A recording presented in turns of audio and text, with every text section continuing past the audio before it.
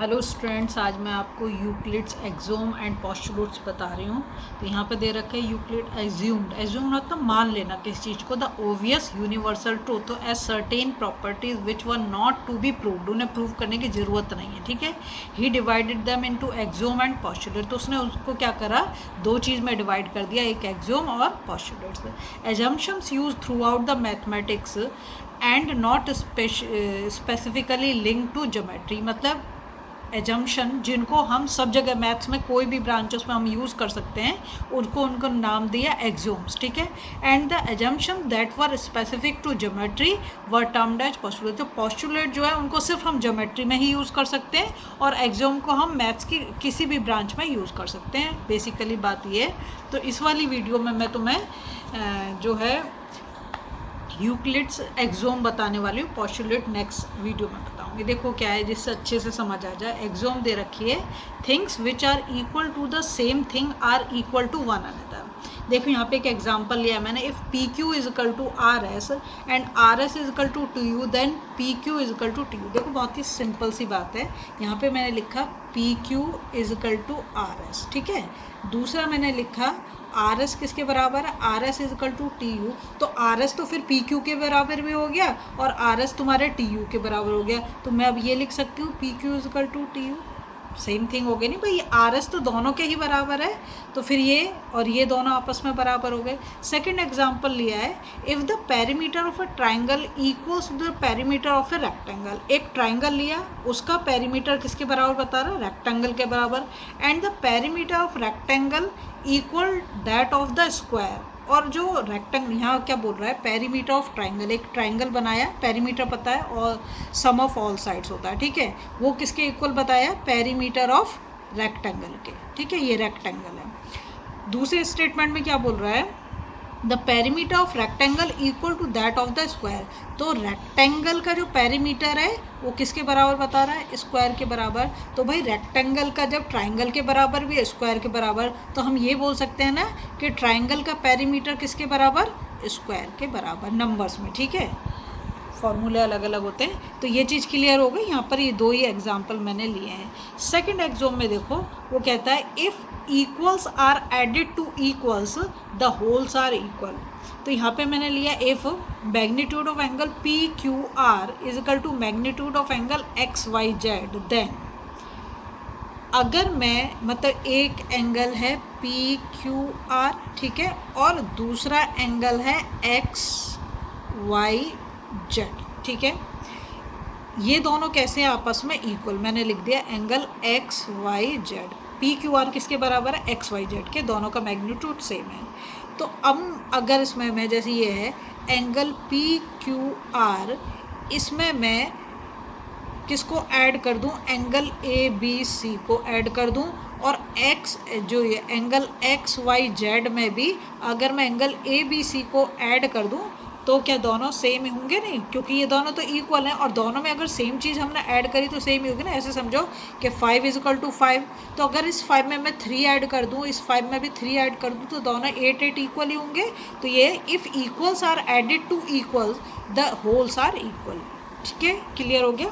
Second देखो यहाँ पे दे रखा है, फिर if equals are subtracted from equal, पहले बोला था ऐड करने के लिए, इस बार बोल रहे हैं कि इक्वल्स में अगर हम इक्वल को ही सब्ट्रैक्ट कर दें, द रिमाइंडर आर इक्वल्स। देखो ये चीज़ क्लियर कर दूं, रिमाइंडर को बहुत सारे लोग रिमाइंडर बोलते हैं, तो रिमाइंडर नहीं है, रिमाइंडर है शेष जो भी नीचे बचेगा। ठीक है, देखो जहाँ से दे रखा है 4x is equal to 5y, तो मैंने यहाँ पे लिखा 4x is equal to 5y, ये तो दोनों इक्वल दिखा रखे हैं।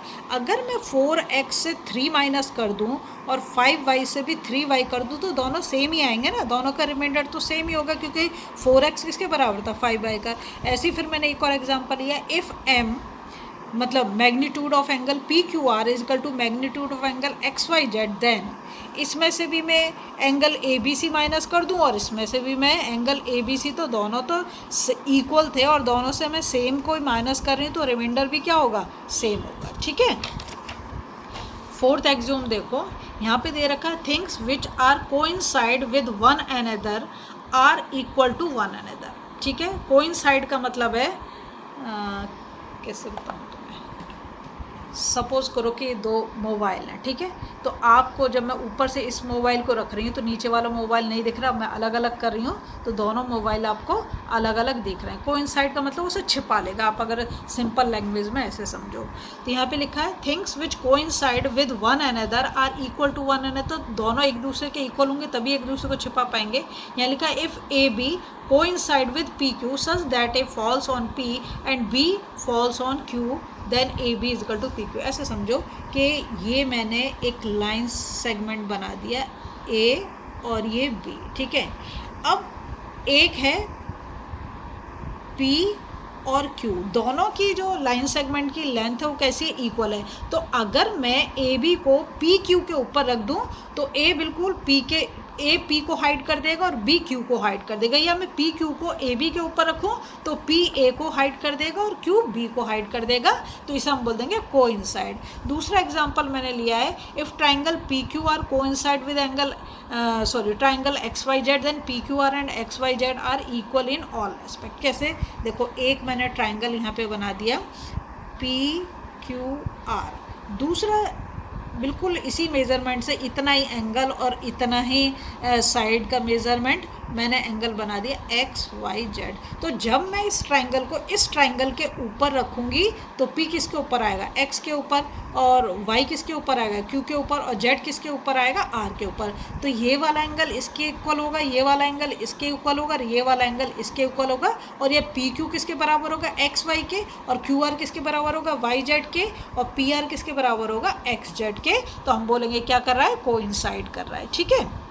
और ये दोनों आपस में कैसे होंगे, इक्वल भी होंगे। नेक्स्ट देखो 5 नंबर कहता है the whole is greater than the part. क्या बोल रहा है, the whole is greater than the part. Suppose करो कि यहाँ पर मैंने एक सर्कल बनाया, ठीक है। इस सर्कल से मैंने एक ये वाले पार्ट को बाहर कर दिया, तो ये जो पार्ट है यही तो फ्रैक्शनल वैल्यू हुई, ये तो बड़ा ही है, मतलब जो होल है वो तो बड़ा ही है। तो हमेशा चाहे हम जितना भी पार्ट निकालें होल तो मतलब बड़ा ही रहेगा ना उससे। देखो यहाँ एग्जांपल से समझ जाओगे, if x is equal to Y plus Z, X किसके बराबर है, y प्लस जेड के, मतलब y और z को हम ऐड करें तब x बन रहा है। क्लियर, यहाँ दिया Y Z is not equal to zero, zero नहीं है इसमें से, दोनों में से कोई भी। Then X is greater than Y, तो मतलब एक्स तो वाई से बड़ा होगा और एक्स जेड से भी बड़ा होगा, है ना, तभी दोनों को मिला के वो बन रहा है।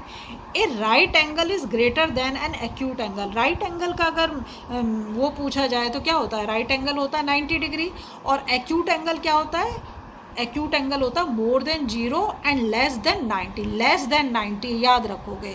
तो भाई राइट एंगल तो हमेशा ही एक्यूट एंगल से बड़ा रहेगा, क्योंकि वो जो एक्यूट एंगल है कभी भी 90 पे जाएगा ही नहीं, है ना। तो बहुत क्लियर सी चीज़ है। देखो अब यहाँ पे दे रखा है things which are double of the same things are equal to one another. क्या बोल रहा है, things which are double of the same thing are equal to one another. यहाँ मैंने लिया है if y is equal to 2x, ठीक है, तो ये डबल हो गया इसका, and z is equal to 2x, मतलब y भी किसके बराबर है 2x के, और z भी किसके बराबर है 2x के। द y इज, फिर क्या बोल रहे हैं, then y is equal to z। y is equal to Z क्यों बोला भाई, देखो y भी किसके बराबर है 2x के, और z भी किसके बराबर है 2x के, तो हम y की जगह पे z लिख सकते हैं या z की जगह पे y लिख सकते हैं, ठीक है। यहाँ लिखा है diameter of a circle which are double of the radius of the equal. देखो बहुत ही ईजी है, मैं एक सर्कल बनाती हूँ, ये मान लो रफ बना रही हूँ मैं, ये इसका सेंटर, तो यहाँ से यहाँ जो मैंने ये डिस्टेंस लिए क्या है, रेडियस है, और अगर मेरे को इसका डायमीटर निकालना है तो क्या करूँगी, यहाँ से यहाँ जोड़ दूँगी, और ये तो इसका सेंटर है तो ये भी क्या हो गया r, तो r प्लस r कितना हो गया 2r, और 2r किसके बराबर है, डायमीटर के। समझ में आ गई बात। नेक्स्ट देखो यहाँ 7th में दे रखा है things which are halves of the same thing are equal to one and, जैसे वहाँ पे बोला था पहले, इसमें क्या था, things which are double of the same thing are equal to one another. यहाँ पे कहता है things which are halves, so halves का मतलब अगर हाफ कर दे रहे हैं, of the same thing are equal to one another. तो right angle which are halves of a straight angle, straight angle का मेज़र क्या होता है 180 डिग्री, और उसका हाफ कितना हो गया 90 डिग्री, और 90 डिग्री को हम क्या बोल देते हैं, राइट एंगल, है ना। Are equal to one another, तो चाहे जितने भी हम राइट एंगल बनाए हैं तो वो दोनों कैसे होंगे, इक्वल ही होंगे ना भाई। 90 + 90 तो 180 हो गया, 90 + 90 180 तो क्या हो गया, स्ट्रेट एंगल हो गया। और अगर हम उसका हाफ कराएं तो क्या होगा, 90 होगा, है ना। यहाँ पे फिर एक और एग्जांपल ये, semi circle of a circle which are halves of the circle are equal to one another. देखो जैसे मैंने एक सर्कल बनाया है, यहाँ पर ये सर्कल बना दिया, ठीक है।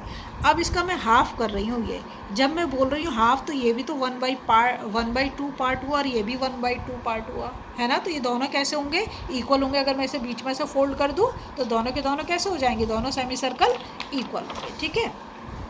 नेक्स्ट एक्सियोम नंबर 8 देखो क्या बोलता है, if equals are multiplied by equals then their product are equal. मतलब क्या है, if x is equal to Y then 3x is equal to 3y। कैसे भाई, जब कह रहे हैं x किसके बराबर है, y के, तो x को 3 से मल्टीप्लाई करा, y को भी दोनों साइड पे इक्वली मल्टीप्लाई करना है, तो दोनों इक्वल होंगे कि नहीं होंगे। ऐसे देखो, if x is equal to 4 then 3x, तो 3x x की वैल्यू जब 4 दे तो 3 को किससे हम मल्टीप्लाई कर देंगे, 4 से, तो कितना आ गया 12। मतलब 3x किसके बराबर है, 12। अगर x 4 के बराबर है तो 3x किसके बराबर हो गया, 12 के। बहुत ही ईजी है, ठीक है। नेक्स्ट देखो, if equals are divided by equals then their quotient are equal. यहाँ पे लिखा if x is equal to Y then x upon a is equal to y upon a. जब x y के equal हो, दोनों को हम सेम नंबर से डिवाइड कर रहे हैं, इसको भी a से डिवाइड कर रहे हैं, इसको भी a से डिवाइड कर रहे हैं, दोनों इक्वल हैं, तो दोनों के आंसर भी कैसे आएंगे, सेम आएंगे ना। तो जो हमारा डिवीज़न का आंसर होता है उसे तो हम क्वोशंट बोलते हैं। यहाँ पे मैंने एक एग्जांपल लिया, if 5x is equal to 25 then, अब हम दोनों को इक्वल से डिवाइड करें, मैं 5 से डिवाइड करें, तो 5x को 5 से डिवाइड किया तो 5 से तो 5 कैंसिल हो जाएगा, और 5 से 25 को डिवाइड करूँगी तो कितना आ गया, 5 आ गया। तो x की वैल्यू कितनी आ गई, 5 आ गई, ठीक है। तो क्वोशंट कैसे हो गया, देखो इसका भी क्वोशंट। अब नेक्स्ट देखो, यहाँ दे रखा है, if two quantities of same kind the first is greater than, equal to or less than the second, this axiom is called trichotomy law. क्या बोलते हैं, ट्राइकोटोमी लॉ। देखो समझो कैसे, if x and y are two numbers, दो number ले लिए, एक हमने x लिया एक हमने y लिया, then only one of the following is true. या तो x y से बड़ा होगा, है ना, x is greater than y, या फिर x is equal to y होगा, या x is less than y होगा। तीन ही कंडीशन हो सकती है, चौथी कंडीशन तो आ ही नहीं सकती, ठीक है। तीन कंडीशन तो ट्राइकोटोमी नाम दे दिया। अगर आपको वीडियो पसंद आ रही है प्लीज़ लाइक शेयर सब्सक्राइब जरूर करें, फॉलो करें, और कल जो है मैं इसके पोस्टुलेट्स आपको समझाऊंगी, आज एक्सियोम बताऊंगी, ठीक है।